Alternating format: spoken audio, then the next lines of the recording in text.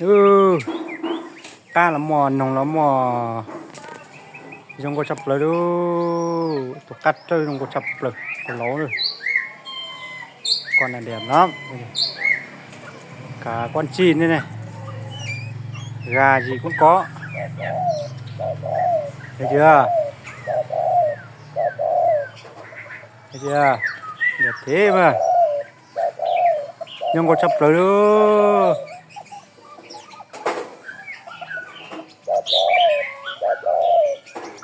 Ê, nó xin chào đây.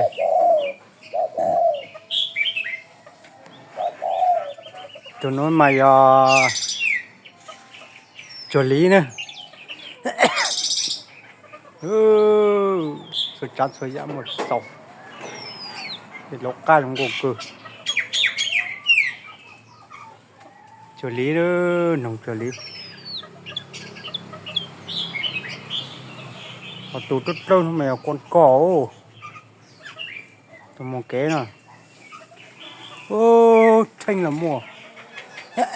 Sao là mùa. La là mùa.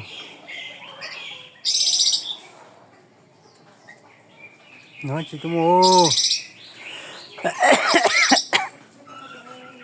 Tụi nó nóng lắm chú. Này xin chào đây. Xin chào. Xin chào. Đây. Xin chào. Sao mà chân nóng chê. Có hàm mà mình mò to in giữ tôi coi được rồi. Xin chào. Xin chào. Xin chào đi. Xin chào. Tụi chào luôn đi. Ui, quần đó rùng cứ. Quần đó cứ. Nó ta chỉ tôi rùng cầu vô. Tụi đá tụi lâu tụi bé tụi phụ. Tụi phụ đó. Mà tụi lâu tụi nó ngon. Tụi lâu mày tụi nó không có chai đâu.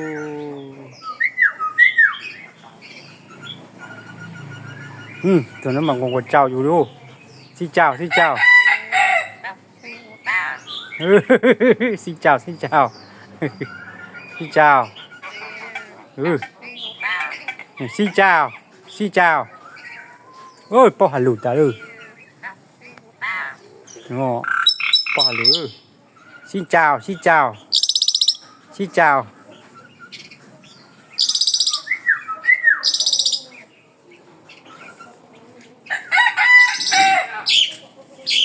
Ô, quảng cò. Wow.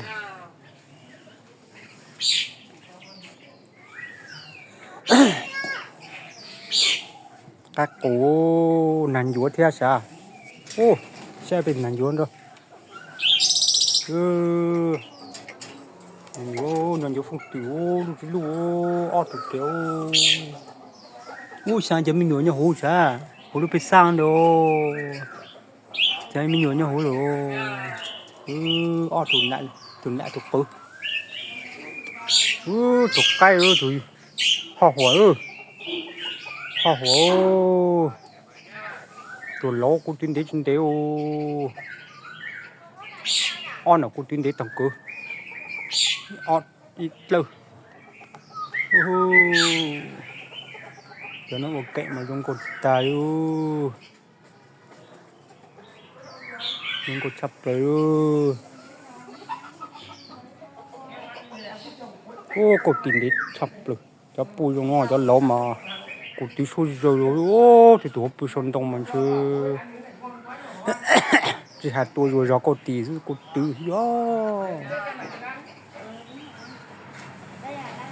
Một chập rồi.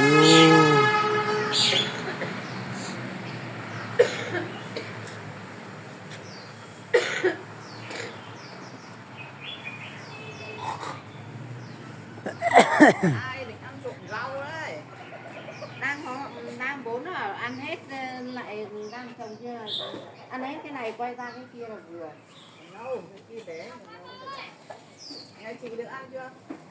Nhà chị nó vắng nhà, nó có quấn đâu em. Nó chỉ xòe thôi. Chị ăn cái rau xòe không? Không quấn. Chứ không phải là rau xòe. cái này trồng nó phải nhưng mà nó không cuốn. Cái nhà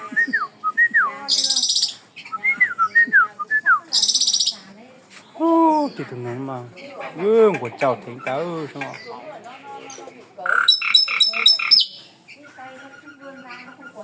mà đi đúng cô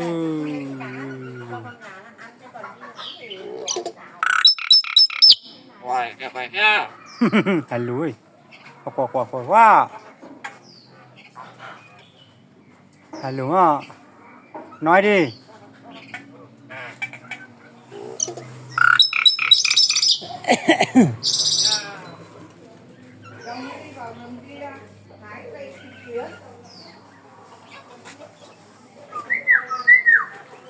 mà mỏ mắc cá rồi trẻ gió quăng cỏ thì khấn nọ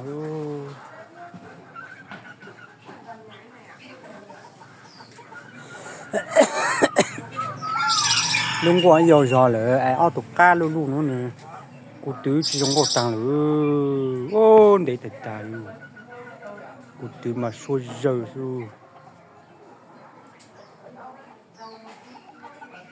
thì tôi lâu nó mà chứ ô tứ xua giờ xua tụi nó thì tôi tụi nó đi ô nó có trong co mà chịu cho nó mà đi trong co đi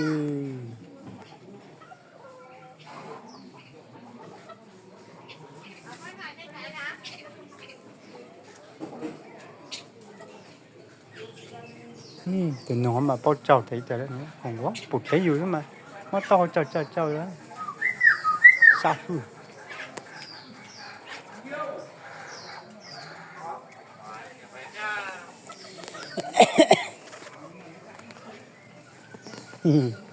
con gà suốt ngày ở đây thôi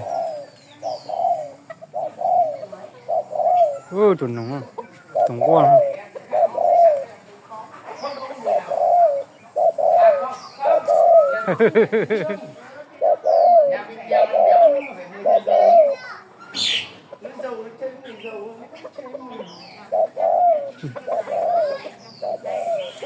dùng đầu chân tàu nuôi nhiều chim chưa Về đã con. vác này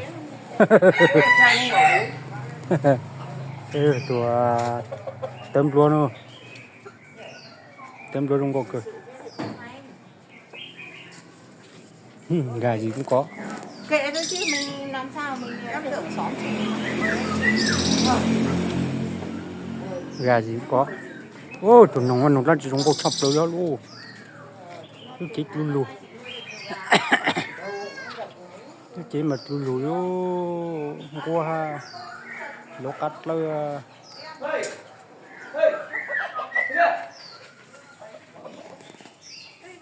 vâng